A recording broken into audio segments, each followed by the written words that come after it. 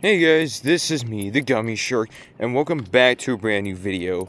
You probably might not have saw my hand wave at the camera this time, but the antenna of the Nikko Burner-1. And so, as you can see here, what I have done is I hooked up another RC system, like I mentioned in the first video, I think. And this thing, I tested it off camera, and it runs very well. And basically, this is kind of a repeat of the Tycho Invader thing, where it's just driving down the neighborhood here. Same with the school bus, I suppose. But another thing I want to talk about is also, because the thing had 4 AA batteries to power the car itself, I decided to give it 7.4 volts. Basically, 4 AA's makes up to 6 volts, so I decided to give it a 7.4 volt thing. Here's the controller. It's a little wonky right now, but it's fine. And yeah, let's get to testing. The thing's on, so here, let's set it down. Check, yep. Alright, any cars? Okay, there we are. Sorry. I'm just trying to double check for any vehicles and stuff. But yeah. And because the system is 2.4 gigahertz here, I decided, you know what, I'm gonna just leave it.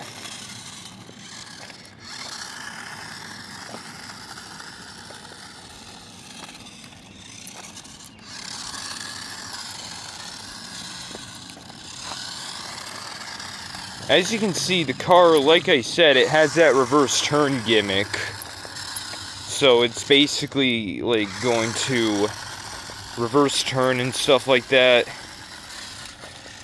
But it's still good. And also a bit of range test shows that the car itself can go quite far. Yeah, I'm right here, the thing's all the way over there now. I'm gonna try and keep the camera focused on the road here as much as I can, because I don't want to show other people's locations and stuff.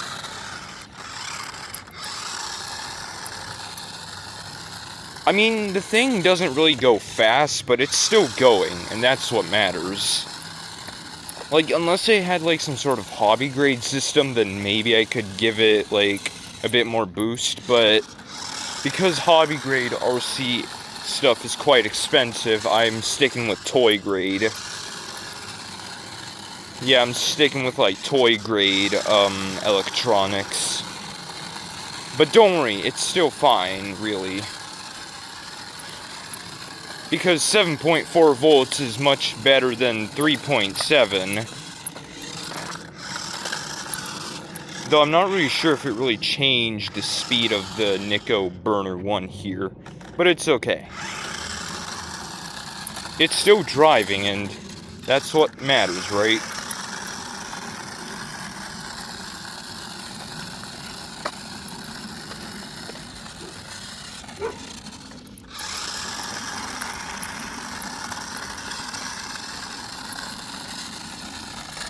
Oh, that's someone's driveway.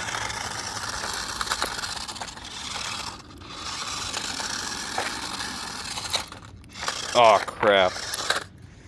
Here.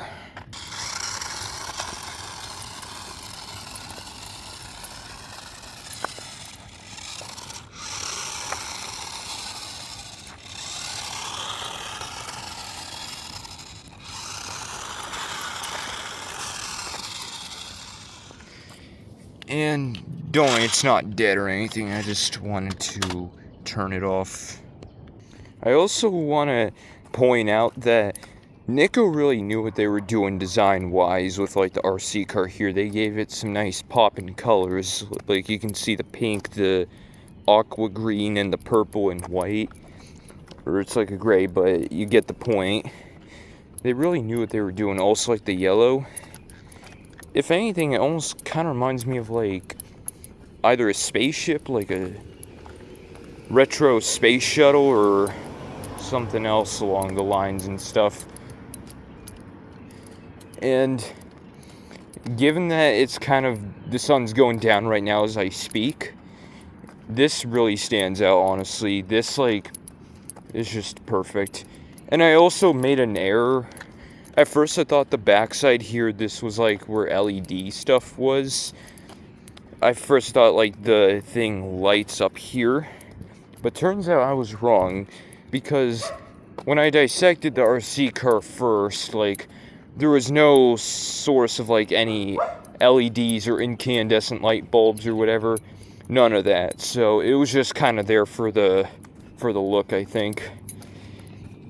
And I also really like this reverse turn gimmick, because this kind of saves on like money with the company and stuff. So Nikko really knew what they were doing. Same with the company Tyco, the one that made the Invader. If you want, maybe I can also like make a video with this car again and the Invader, kind of racing it out in the neighborhood. You know, maybe I can make a video about that. We're just gonna have to wait and see. But anyways, that's all I have for you today. This was the 2.4 gigahertz conversion of the Nikko Burner-1 RC car. And I really hope you enjoyed. If you didn't, that's okay. I still got the school bus coming along the way.